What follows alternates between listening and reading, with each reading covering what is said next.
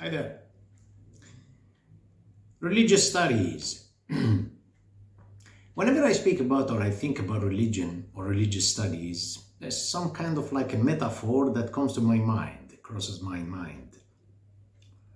It is as if we try to give a color to the water. Try to study, to come to class and to study about the water. Say, no, study just the color and then the form.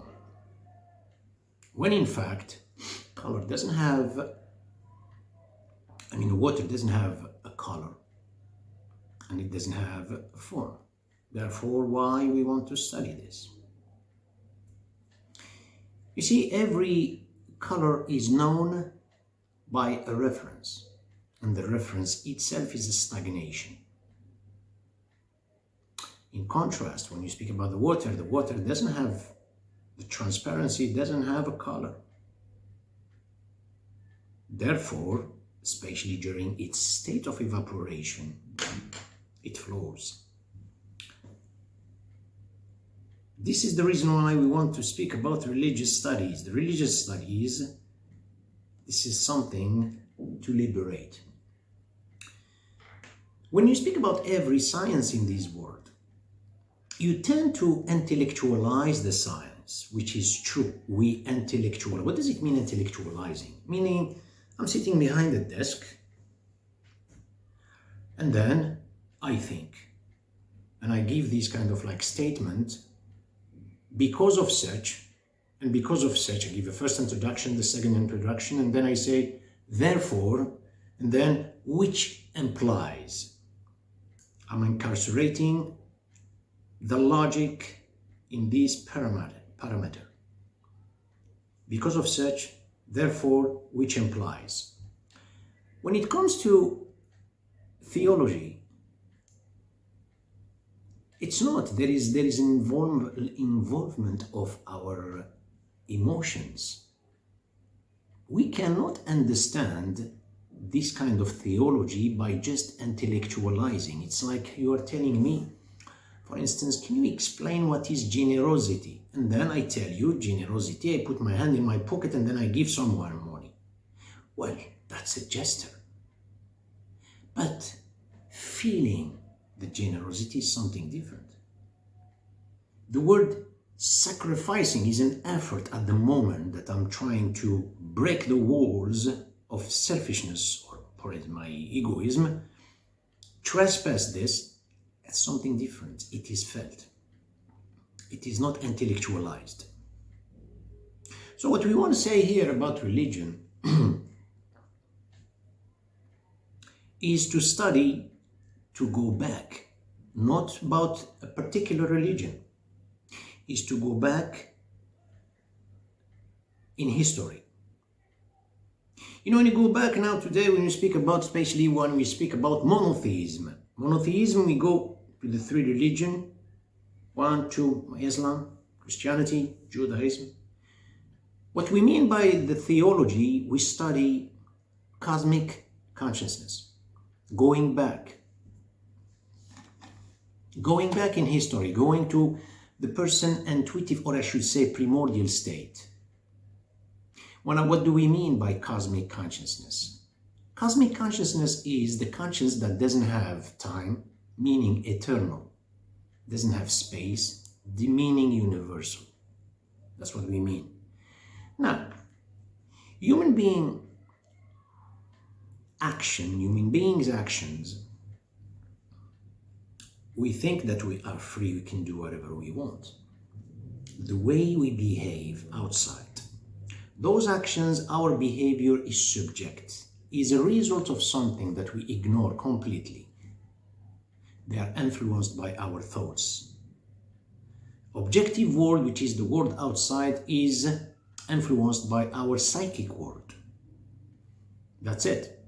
No, our psychic world is influenced unconsciously by the sacredness of religion. By the sacred, doesn't matter what kind of religion is. It is always the characterization of the psyche by the sacredness that is directing a human being. The human being is creating, he is like doing things habitually, periodically. He develops certain things that we might call compulsions. These are irresistible forces, and then they conduct his life. They drag him. So when you study about what I mean myself, I'm talking about religious studies, is to go back to what can we do? How the way we should think? Because the way we think, we are already subject to, an environment, a culture, nationalism, region, polarity, sectarianism, whatever. So how a person can do certain things the way he thinks. I'm talking about should thinking. To think how, I should say, universally, eternally. This is something very important. Are we preaching? No, we're not preaching. Talking about religion. Religion, I said, I'm talking about cosmic consciousness. Now, what we are going to learn about these religious studies is not in one single. This is we are giving some hints. We have the innate and we have the acquired. The innate, we were born with it. All humankind share the same mindset. Intuition, we call it the intuition. I'm not referring to the innate, to the instinct, desired, such a hunger, such as thirst after the age of puberty, those the desire for sexual desire. No, I'm not talking about this. No, I'm talking about the innate. When a person does something good, he feels good. This is his nature, intuitively. If anything bad he does, he feels some kind of remorse of conscience, and conscience, that's intuitively again. Good and evil are inside him. What he acquired in life, does it have a link to his intuition or not? When does the person, what kind of decisions, what kind of predisposed nature he is responsible for in order not to transport knowledge, but to be knowledgeable. Not to transport a culture. Not to transport, because there's a big difference. Things, they become extrinsic. You transport them. Things, they become intrinsic. They are a part of you. It's like now I carry, for instance, 5 kilograms of vitamins. They're here. I carry them all the time. And then I buy again. I go where I can make muscles like protein. I buy again and buy again. I say 10 kilograms, I'm carrying them. That's a burden. Contrast, when I take vitamins, for instance, I swallow or I absorb the vitamin, it becomes a part of me. It helps me. So I should say, what is the conclusion? What I want to say here, when we learn about theology, is how to live the self, how to develop the center of gravity of the self, in order to everything you absorb in this life, it becomes a bootstrap. It's not a burden that you carry it, because you are suffering from a lot of stress in this world. We don't know the origin. We read a lot of books. Books, they just give us information. They burden us with information, because it has nothing to do with the information. Information, we have it. How to combine information with something like practice, something to put it in our daily life, part of our daily life. This is what we want to learn about cosmic consciousness. Other things such as what really center a human being, there is a collective intention and there is an individual intention. A collective intention, I'm driven by the flow of the habit, of the routine. I get lost. An individual intention, no. That's a moment of reflection that has to do with a time, which is your moment, not the not the external time.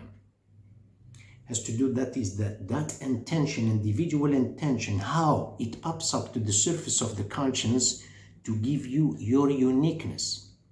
And if you try to explain it to people how you feel the word harmony, you feel this, you don't find words for that. Again, I repeat this. Study about the time. What is the collective time? What is the external time? What is the objective time, which is January to December? And what is the psychic time? The psychic time is the involvement, your presence of mind. You cannot attribute time to someone who is an automaton. He's unconscious. We're not here blaming. We live in a life like this. It's hard to have these kind of, you grasp back, you bring back your conscience all the time. The habit of life is itself, the routine is life, it's itself kind of like extirpating our center of gravity to become flowing. We don't feel the self. As I said, the individual or the psychic time is your intention in the moment. A small example as a metaphor. It's not my topic. I repeat this. It's not my topic to speak about this. Just giving an example. We celebrate holidays all the time. Holidays, they have to do with our entourage, family, mother, whatever, love. That one is a celebration, and it's one day. And we have 365 days.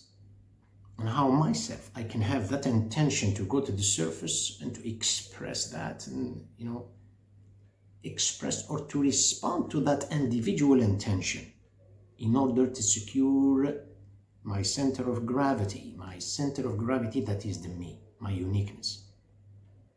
Pleasant day. Your nights will be as shiny as your days. And I see you soon.